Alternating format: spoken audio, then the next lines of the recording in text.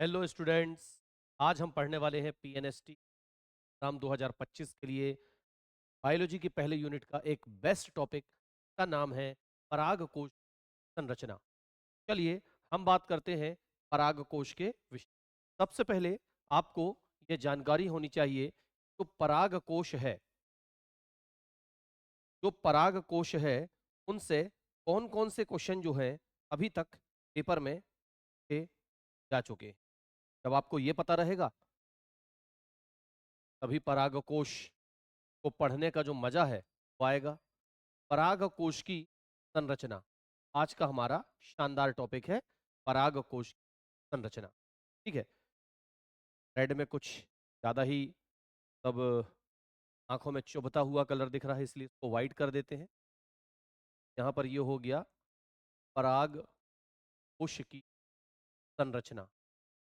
परागकोश, अब कलर बिल्कुल ठीक ठाक है, ऐसा लग रहा है। ठीक है, तो परागकोश की संरचना जो है क्या, सबसे पहले आपको यह पता होना चाहिए कि परागकोश क्या होता है। तो पुष्प का जो नर जनन अंग होता है, पुष्प का जो नर जनन अंग होता है, नर जनन अंग जो होता है, इस नर जनन अंग को हम किस नाम से जानते हैं? इस नर जनन अंग को हम पुंकेसर के नाम, पुष्प का जो नर जनन अंग होता है इसको हम पुंकेसर के नाम से जानते हैं। और ये जो पुंकेसर होता है, और ये जो पुंकेसर होता है, याद रखिएगा, पुंकेसर के शीर्ष पर, केसर के शीर्ष पर जो एक टोपीनुमा रचना पाई जाती है, इसी टोपीनुमा रचना को हम किस नाम से जानते हैं? परागकोश के नाम से जानते हैं। इसे ही हम सभी किस नाम से जानते हैं? परागकोश के नाम से। ये बात हमें समझ में आ गई कि पुष्प का नर जनन अंग जिसे हम क्या कहते हैं? पुंकेसर कहते हैं। उसी पुंकेसर के ऊपर जो थैलीनुमा रचना होती है वही हमारे लिए क्या कहलाती है? परागकोश आती है। चलिए, ये बात हमें समझ में आती है। अब इसके बाद ये जो परागकोश है, ये जो परागकोश है, बच्चों का मैसेज आ रहा है कि सर ब्लैक कर दीजिए। तो 1 मिनट के लिए मैं बैकग्राउंड को ब्लैक कर देता हूं ताकि बच्चों को अच्छा दिखने लगे। हमने ब्लैक कर दिया। अब उम्मीद है कि आपको थोड़ा और क्लियर और बेहतर दिख रहा। चलिए, तो पुष्प का जो नर जनन अंग है उसे हम पुंकेसर कहते हैं, और पुंकेसर के शीर्ष पर पाई जाने वाली जो रचना होती है वो क्या कहलाती है? परागकोश। ठीक है बेटा, तो परागकोश जो है, याद रखिएगा, सबसे पहले तो अब आप ये ध्यान रखिए, तो परागकोश होता है जैसे ये पुंकेसर, पहले मैं आपको बता दूं कि इस प्रकार से केसर जो है वो होता है, और पुंकेसर के शीर्ष पर इस प्रकार से वो टोपीनुमा रचना जो है वो पाई जाती है। ये हो गया हमारा पुंकेसर का तंतु वाला भाग, जिसे क्या कहा जाता है? पुतंतु कहा जाता है। और ये इसके शीर्ष पर क्या पाई जाती है? थैलीनुमा रचना पाई जाती है, जिसे हम क्या कहते हैं? परागकोश कहते हैं। ठीक है ना, हमारी एनसीईआरटी इन दोनों मतलब भागों के बारे में बताती है। लेकिन मैं आपको बता दूं, यहाँ पर बीच में इन दोनों को जोड़ने वाला एक और भाग होता है, तो योजी, या क्या कहा जाता है? कनेक्टिव कहा जाता है। योगी या सॉरी योजी या कनेक्टिव कहा जाता है। अब ये जो परागकोश होता है, इसके अंदर पराग कणों का निर्माण होता है। पराग कणों का निर्माण होने के कारण ही परागकोश को क्या कहा जाता है? लघु बीजाणुधानी कहा जाता है। लघु बीजाणुधानी कहा, याद रखिए, तो क्या कहा जाता है? लघु बीजाणुधानी कहा। जैसा कि मैंने आपसे कहा, यहाँ पर परागकोश की संरचना हम पढ़ रहे हैं, तो परागकोश के अंदर क्या पाए जाते हैं? परागकण पाए जाते हैं। परागकण को लघु बीजाणु भी कहते हैं, और इसी कारण इन लघु बीजाणुओं को अपने अंदर धारण करने वाली थैली जो है वो हमारे लिए क्या कहलाएगी? धानी कहलाएगी। ठीक है, अब मैं आपको बता दूं, अब मैं आपको बता दूं, ये जो परागकोश होता है ये दो पालियों में विभक्त होता है। ये दो पालियों में विभक्त होता है। ठीक ना, तो इसका मतलब ये हुआ कि एक दाई और एक बाई पालियों में बटा होता है। ये द्विपालित होता है। ऐसा होता है, द्विपालित होता है। ये जो परागकोश है ये दो पालियों में विभक्त होता है। ठीक, और उसके बाद मैं आपको ये भी बताना चाहूंगा, ये जो प्रत्येक पाली जो होती है ये दो कोष्ठों में बटी होती है। ये जो प्रत्येक पाली होती है ये दो कोष्ठों में बटी होती है। जैसे आपको अभी दो पालियां इस प्रकार से दिख रही हैं।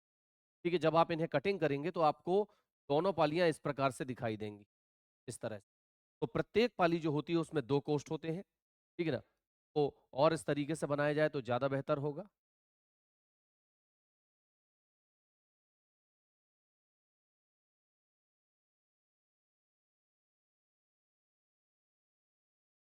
जब इसको कटिंग करेंगे तो ये पता चले। एक पाली इस तरफ होती है, एक पाली इस तरफ होती है, तो 2 पालियां होती हैं और प्रत्येक पाली में 2 कोष्ठ होते हैं। ये पहला, ये दूसरा, ये पहला, ये दूसरा। तो इस तरह से टोटल कितने 4 कोष्ठों का बना होता है। तो हमारा जो पराग कोश है, पुष्प का जो पराग कोश है, ये 2 पालियों में विभक्त होता है लेकिन 4 कोष्ठों में बटा होता है। ठीक है ना? और ये जो प्रत्येक कोष्ठ होते हैं, ये जो प्रत्येक कोष्ठ होते हैं, इसके अंदर भारी मात्रा में पराग कणों का क्या होता है? निर्माण होता है। पराग कणों का क्या होता है? लघु बीजाणुओं का क्या होता है? निर्माण होता है। और इसी कारण पराग कोश को क्या नाम दिया जाता है बेटा? लघु बीजाणु हानि, है ना? लघु बीजाणु हानि कहा। ये बात हमें समझ में आती है। अब इसके बाद यहाँ पर बात आती है कि इसका जो मेन प्रश्न है वो आता कैसे है सर?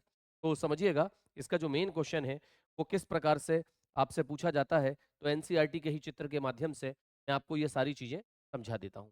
सबसे पहली तो बात आप यहाँ पर ये देख लीजिए, ये है परागकोश, ये है पुतंतु। फिर इस परागकोश को ऊपर से काटा गया तो एक पाली हमें ये दिख रही है, एक पाली हमें ये दिख रही है, 2 पालियां दिख रही हैं। और उसके बाद फिर यहाँ पर आप देख पाएंगे कि 2 कोष्ठ दिखाई दे रहे हैं और इन दोनों कोष्ठों को हम किस नाम से जानते हैं? पराग कोष्ठ के नाम से जानते हैं। तो 2 कोष्ठ इधर है, 2 कोष्ठ इधर है, तो टोटल कितने कोष्ठ हो गए बेटा? 4 कोष्ठ हो जाते हैं, राइट? 4 कोष्ठ यहाँ पर हो जाते हैं। चलिए, ये बात क्लियर हो गई कि 2 पालियों में विभक्त होता है और 4 कोष्ठों में बटा होता है। फिर यहाँ पर पराग कोश की चूंकि हम संरचना समझ रहे हैं, तो अंदर तो कुछ है नहीं, तो इसकी बाहरी संरचना को हम अच्छे से समझ लेते हैं।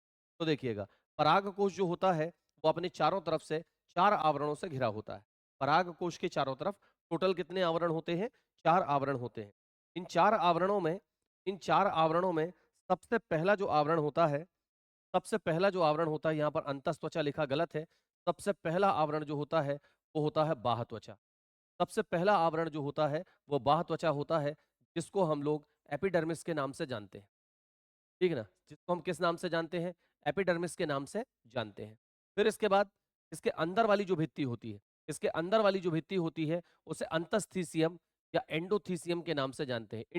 एंडोथीसियम बोल सकते हैं। ठीक है ना? इसको, इसके अंदर वाली भित्ति को एंडोथीसियम के नाम से हम जानते हैं, याद रखिएगा। अंदर वाली भित्ति को हम एंडोथीसियम के नाम से जानते हैं। फिर इसके अंदर होती है क्या? मध्य परत। मध्य परत जो होती है वो 2 से 3 परतों में विभक्त होती है, याद रखिएगा। और सबसे अंदर वाली जो परत होती है, सबसे अंदर वाली जो परत होती है उसको क्या कहा जाता है? टैपिटम कहा जाता है। ठीक है ना? याद रखिएगा। यदि मैं इन 3 परतों की बात करूं, यदि मैं इन 3 परतों की बात करूं, तो ये तीनों पराग कोश के संरक्षण का काम करती हैं, मतलब सुरक्षा देने का काम करती हैं, और साथ में पराग कोश के स्फुटन में क्या करती हैं? मदद करती हैं। यदि इन तीनों परतों की मैं बात करूं, तो ये तीनों परतें जो हैं ये पराग कोश के संरक्षण का तो काम करती ही हैं, साथ में उसके स्फुटन में भी क्या करती हैं? मदद करती हैं। और यदि मैं अंदर वाली परत की बात करूं, तो अंदर वाली परत का काम है पोषण। ये पोषण का काम करती है, याद रखिएगा। ये पोषण का काम करती है, और ये किसे पोषण देती है? तो याद रखिएगा, ये पराग कणों के पोषण का काम करती है। ये पराग कणों के पोषण का काम करती है। ये पराग कणों को पोषण देने का। ठीक है? तो इस तरह से यहाँ पर ये पराग कोश की जो संरचना है, इसमें सबसे महत्वपूर्ण, याद रखिएगा, यही है, यही हिस्सा है कि पराग कोश कितनी परतों से घिरा होता है? तो 4 परतों से घिरा होता है। बाहर से अंदर का जो क्रम है उसमें क्या होता है? बाह्य त्वचा मतलब एपिडर्मिस, फिर इसके बाद होती है एंडोथीसियम, फिर इसके बाद होती है मध्य परत, और उसके बाद होती है टैपिटम। इन परतों का काम क्या है? संरक्षण और स्फुटन।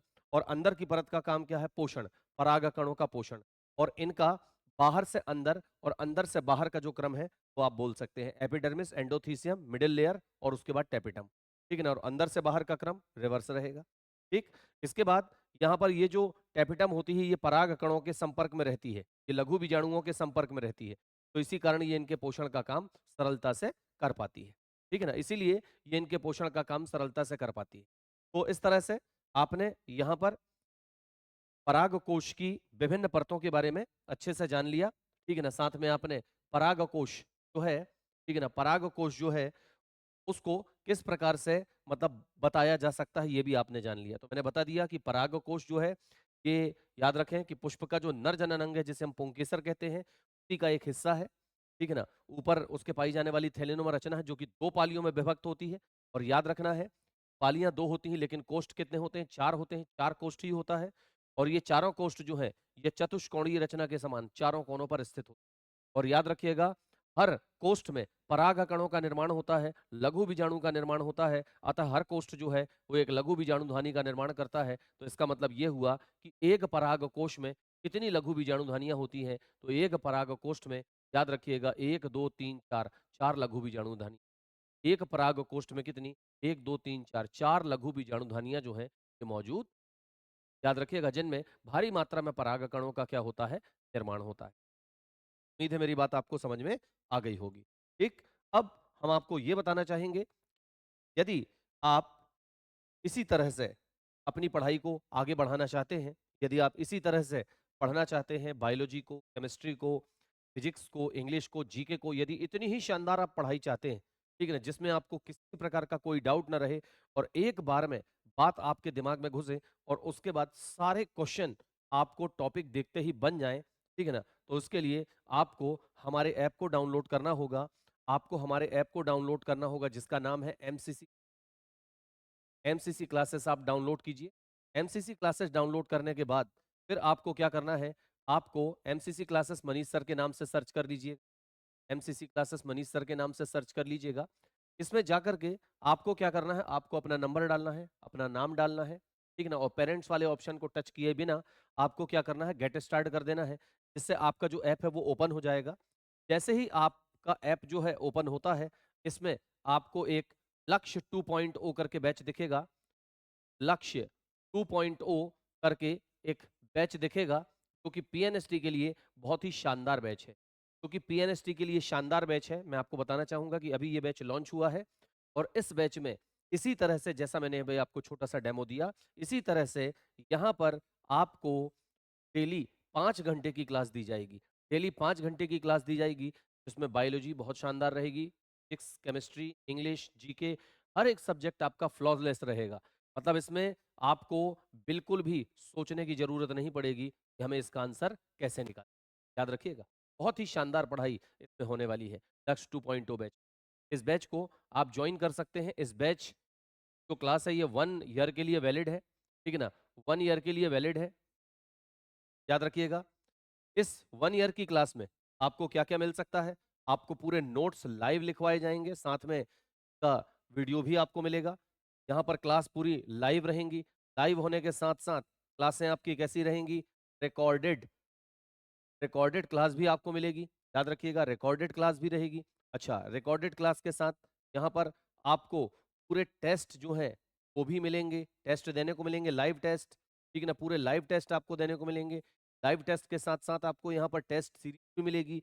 मतलब ऐसी बहुत सारी चीजें जो एक शानदार बैच में होनी चाहिए वो आपको मिलेगी। याद रखिएगा, ये बैच आपको 1 साल के लिए केवल 2,199 रुपए में मिल जाएगा। केवल 2,199 रुपए में मिल जाएगा, ठीक है। और आप इस बैच को यदि परचेस कर लेते हैं तो आप ये लिख लीजिए कि आपके दिमाग से केमिस्ट्री, फिजिक्स और बायोलॉजी का जो डर है, इंग्लिश का जो डर है, तरह से खत्म, यदि आप लाइव ज्वाइन। बाकी जगह कोर्स मिल रहा है, मैं मानता हूं, लेकिन कुछ लोग कम में भी दे रहे हैं। तो जो कम में देगा, तो मार्केट में जो चीज सस्ती होती है आप जानते हो वो कैसी होती है, और मार्केट में जिस चीज की कीमत होती है, सीधी बात है, उस चीज में आपको फायदा है, ठीक है ना। सबसे पहली बात, यहाँ पर प्योर हिंदी में पढ़ाया जाएगा, आधा इंग्लिश आधा हिंदी नहीं मारा जाएगा। इसमें प्योर हिंदी में आपको पढ़ाया जाएगा, तो हिंदी मीडियम वालों के लिए तो ये बहुत ही शानदार बैच रहेगा। सबसे पहली बात ये है, इसीलिए इस बैच की हमने खास बात रखी है ना, कि इसका भले ही प्राइस 100-200 रुपए ज्यादा होगा, लेकिन इसमें क्वालिटी आपको प्योर हिंदी की मिलेगी। ऐसा नहीं कि हम आधा इंग्लिश मार रहे हैं आधा हिंदी मार रहे हैं, पता चला ना इंग्लिश वालों को अच्छे समझ में आ रहा, ना हिंदी वालों को समझ, ऐसा नहीं रहे। हमारा इंग्लिश का बैच अलग और हिंदी का बैच अलग, सब सिस्टम अलग अलग, ठीक है, बिल्कुल पूरी तरह से याद रखिएगा। और इसकी क्वालिटी बाकी किसी भी बैच से बहुत ही शानदार आपको मिलेगी, इसलिए देर मत कीजिए, बहुत जल्दी आप एमसीसी क्लासेस ऐप को डाउनलोड कीजिए और उसके बाद उस पे लक्ष्य 2.0 बैच सर्च करके और आप डेमो भी हर एक सब्जेक्ट का डेमो आपको वहां पर अच्छे से, ठीक है। तो आपको रोज के रोज अब इसी समय पर एक वीडियो जो है आपके लिए बेहतरीन सा अपलोड किया जाएगा, ठीक है ना। तो पीएनएसटी 2025 का एग्जाम देने वाले छात्रों से अनुरोध है, वो भी इस बैच को ज्वाइन करें, ठीक है ना। और हमारा ये जो छोटा सा डेमो रहा है, प्लीज अपने दोस्तों के साथ शेयर कीजिए, लाइक कीजिए, चैनल को सब्सक्राइब जरूर कीजिएगा, ताकि मेरे आने वाले अब डेली के जो वीडियो है वो आप तक पहुंच सकें।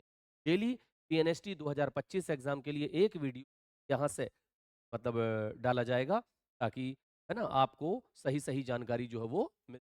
डेली एक वीडियो। प्लीज सपोर्ट कीजिए, चैनल को लाइक कीजिए, सब्सक्राइब कीजिए और अपने दोस्तों के साथ शेयर कीजिए, और जितना ज्यादा से ज्यादा हो सके तो इस बैच को परचेस कीजिए, क्योंकि हम चाहते हैं कि इस बार पीएनएसटी में हम आपका सिलेक्शन करवा सकें। थैंक यू, मिलते हैं कल इस